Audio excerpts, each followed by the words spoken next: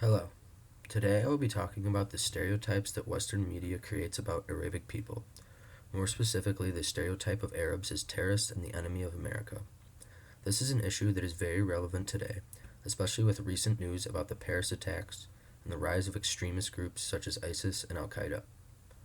Hopefully, I will be able to convey the message that these stereotypes are usually wrong and portray Arabs in a false negative light.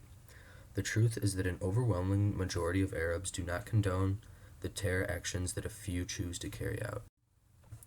First, let me introduce myself. I am a sophomore from Arlington Heights, Illinois, which is a suburb of Chicago. I am studying finance and agribusiness here at the University of Illinois. I am taking this course to fulfill the non-Western gen ed and chose this specific course because the Arab world is an area of the world that I do not know much about. Like many of us, before taking this course, the only exposure of the Arab world I received was through the media. The news about the Arab world is almost always negative and highlights the terror and destruction that has plagued the area. The media often distorts the reality of a situation, and we must be aware of this not only in the Arab world, but in all we hear about in the news.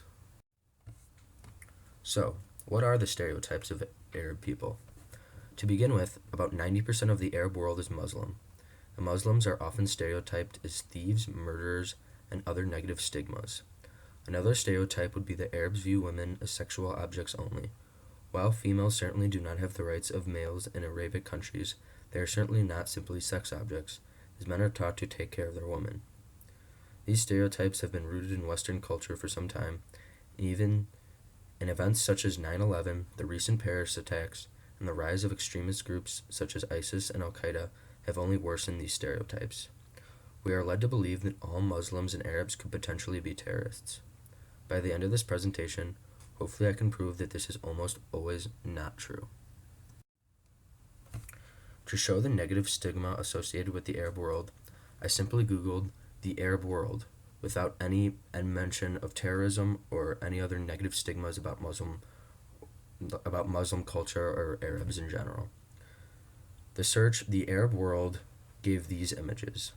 When I clicked on the news section, there was a story about how two Islamic speaking males were temporarily taken off a flight from Chicago to Philadelphia after complaints from other passengers that their men were speaking in Arabic.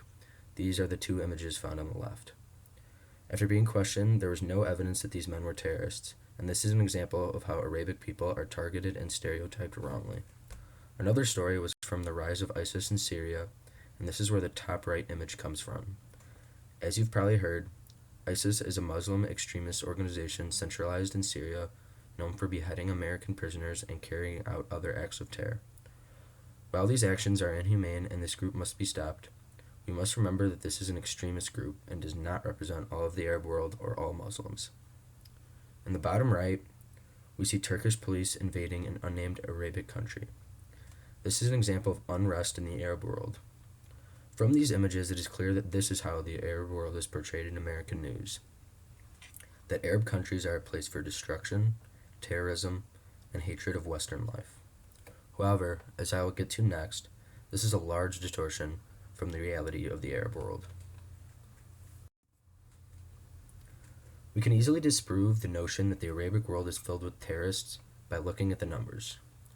There are 422 million people living in Arabic countries, and an estimated 150,000 extremists living in this region.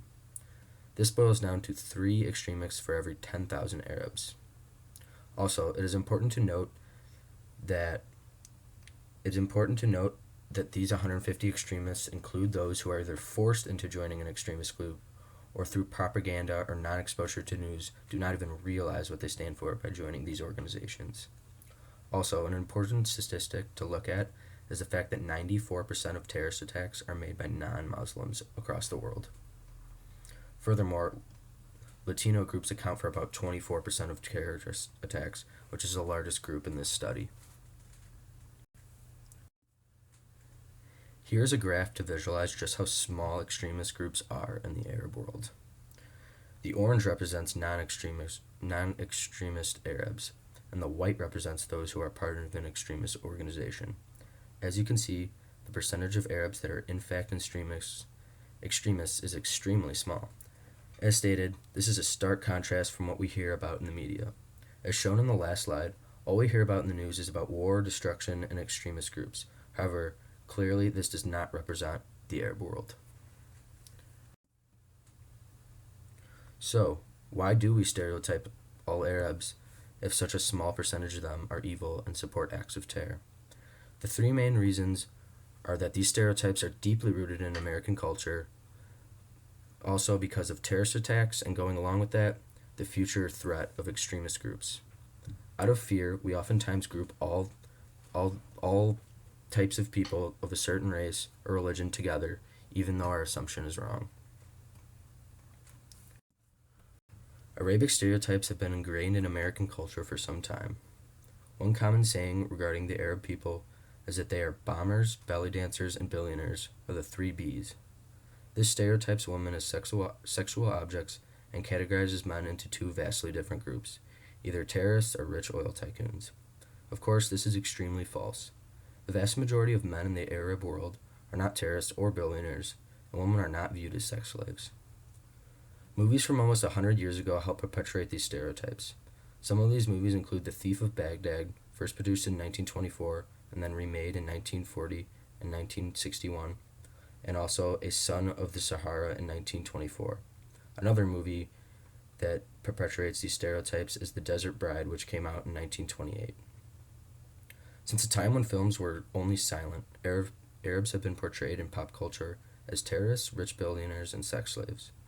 Even before present-day extremist groups were even created, Arabs were stereotyped for what those organizations represent.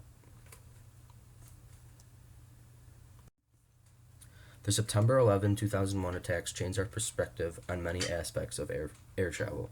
Airport security is now much more stricter and searches are thorough.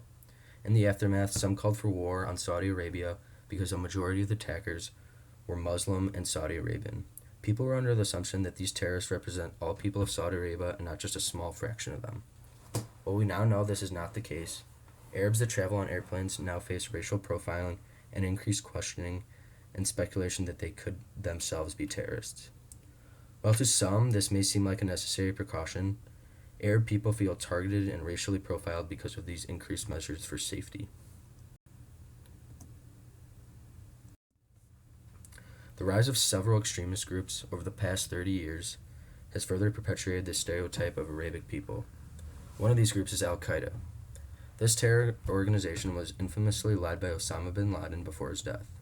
The group was founded in the late 1980s and is still alive today.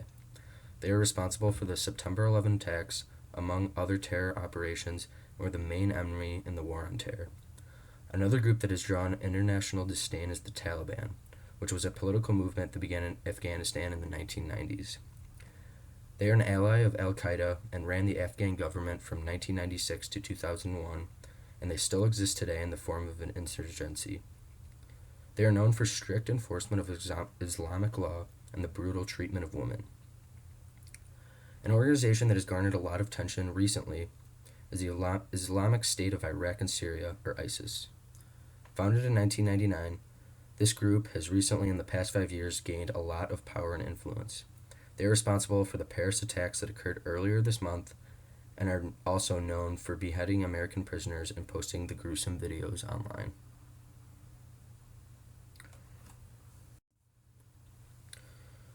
While these groups do pose a serious threat to the well-being of American people and other countries across the world, we must remember what a small portion of the Arabic people they represent. It is completely unfair to group all Arabs and Muslims together and consider them terrorists because of